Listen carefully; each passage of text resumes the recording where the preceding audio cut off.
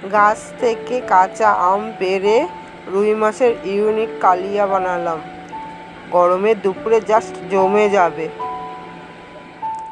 Good morning বন্ধুরা, কেমন আছো সবাই? আশা করি ভালো আছো, আমরাও ভালো আছি। গরমে সব মোটামুটি আছি। ছেলের আজকে সকালে প্রাইভেট ছিল, তো সকাল সকাল উঠেছে, দেখো এখন কার্টুন দেখছে। তো সবাই আজকে আমরা জল মুড়ি খেয়েছি আর দই বসাবো, ওই জন্য হাজব্যান্ড বললো দই খাবো।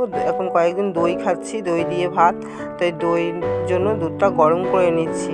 এখন কোনো কিছু খেতে ইচ্ছে করে না, তো বাজার থেকে চলে এসে দেখো বেশি কিছু আনাইনি, কয়েকদিন মাছ আনাইনি, রুই মাছ আনিয়েছি। আর এই দেখো পান্তা ভাত করে রেখেছি। এখন প্রতিদিন আমরা পান্তা ভাত খাচ্ছি গরমে, একদম গরম ভাত খেতে ভালোই লাগে না। আর এই দেখো বিলেতি ধনেপাতা তুলে নিয়ে এসেছি, কটা লতি দিয়ে করব। দুধটা আমার গরম হয়ে গেছে, তাতে করে দই বসাবো। দেখো আম পাততে চলে এসেছি, আজকে আম দিয়ে রুই মাছের রেসিপি করব, দারুণ একটা তোমাদের সাথে শেয়ার করব। দেখো আম এবার প্রচুর এসেছিলো, কিন্তু আমগুলো হয়নি, ওই প্রথমেই শিলাবৃষ্টি হয়েছিল আর নষ্ট হয়ে গেছে। আম গাছটা রোগও লেগে গেছে, কতটা ভেঙে গেছে। যদি আম হতো না তাহলে গাছ আরও ভেঙে যেত। দেখো তাও মাঝে মাঝে আছে, চোর আছে এখানে প্রচণ্ড, চোরে নিয়ে যায় দুপুরবেলায় ভোরবেলায়। তো হাজব্যান্ড বলছে পেরে পেরে খেয়ে নাও, বাজারে যা দাম আমের, এবছর আমে আর হাত দেওয়া যাচ্ছে না, নাহলে আমি প্রচুর আম কিনে খাই। তো আম পেরে নিলাম। এই দেখো বন্ধুরা, আমি ওই সকালে পান্তা ভাত খাবো বলে আজকে একটু বড়া ভাজলাম। বড়া ভাজা খাওয়াই হয় না আমাদের, এটা বেসনের বড়া পেঁয়াজ দিয়ে করছি। কালকে আলু ভাজা করেছিলাম আর মাছ ভাজা করব, তাই খাওয়া হয়ে যাবে। দেখো আমার বড়াগুলো ভাজা হয়ে গেছে, মুচমুচে করে ভেজেছি। আমাদের মুচমুচে বড়াটাই বেশি ভালোবাসে খেতে। তো চলো একটু মাছ ভাজা করে নিই। তো এই দেখো মাছটা নুন হলুদ মাখিয়ে একটু লঙ্কার গুঁড়ো দিয়ে মাছটাও ভেজে নিচ্ছি। আমরা মাছ ভাজা খেতে ভীষণ ভালোবাসি। তো এই যে আমও পেরে নিয়ে এসেছি, আজকে এই আমেরই একটা রেসিপি তোমাদের সাথে শেয়ার করো, পুরোটা দেখো, আশা করি ভালো লাগবে। তো এই দেখো আমরা পান্তা ভাত নিয়ে নিয়েছি, আমাদের ছেলেকে খেতে দিয়েছে আর ওর বাবা এসে কাজের থেকে, ওর বাবাকে দিয়েও। দেখো কত সুন্দর খাবার, কারা কারা খেতে ভালোবাসো অবশ্যই জানিও।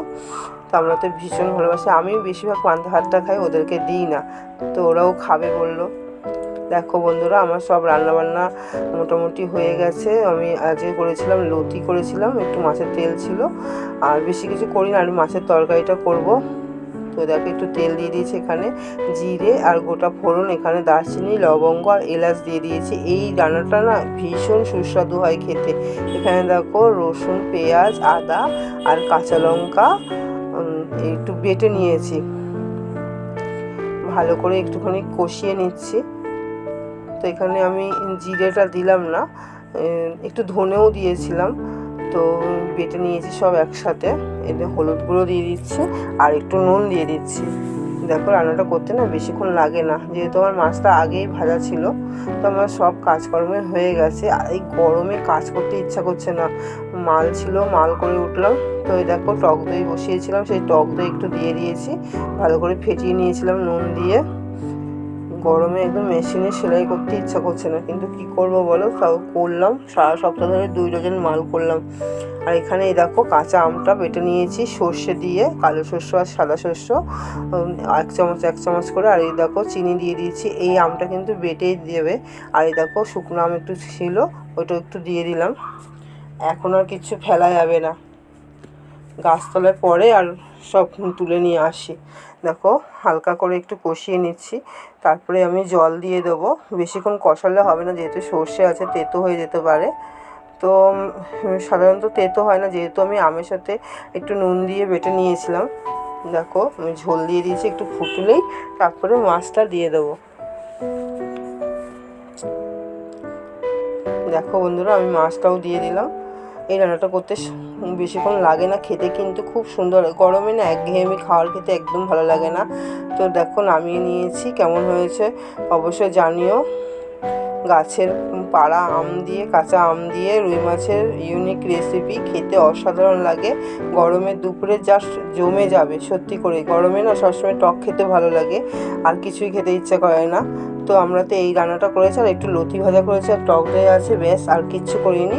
এই দিয়েই খাওয়া হয়ে যায়। তোমরা অবশ্যই একদিন করো, আমাকে জানিও কেমন হয়েছে, অবশ্যই জানিও। ভিডিওটা ভালো লাগলে লাইক কমেন্ট শেয়ার করো, সাবস্ক্রাইব করে পাশে থেকো। অবশ্যই এইভাবে রান্নাটা করবে তোমরা, খেতে কিন্তু খুবই ভালো লাগে। তো চলো আজকে এই পর্যন্ত, সবাইটা ভালো থেকো, টাটা।